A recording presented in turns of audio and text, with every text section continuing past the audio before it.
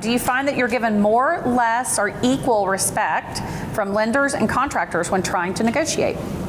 Can I take that one? Go ahead, you got it. I do a lot of negotiations with the contractors, and I would say on initial meeting, maybe less, but it doesn't take them very long to figure out, you know, what you're talking about. And over time, I would say probably more, because we're actually better negotiators and we're better business people. Amen.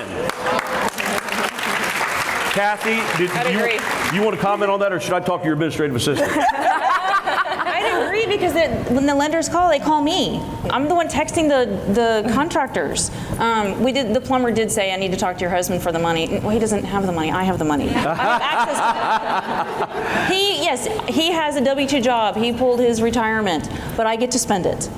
And Amen. I'm doing it wisely. And no, they have to listen to me. That's because I'm the one who they're dealing with every day. He's at work. They have to listen to me. They're in charge. You know, Dell, when I first was meeting with Dell about joining the LU team, I came to a case study, and there was a member from Houston that's a superwoman for sure. She was going to be on the panel today, but she's out in California. And she was going through a divorce at the time and told the story about how bitter divorce with her husband.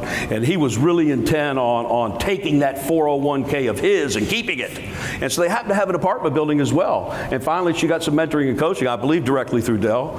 And they agreed to let him have the 401k. You keep the apartment building. Today, she's a millionaire and retired. He's still working. Yeah.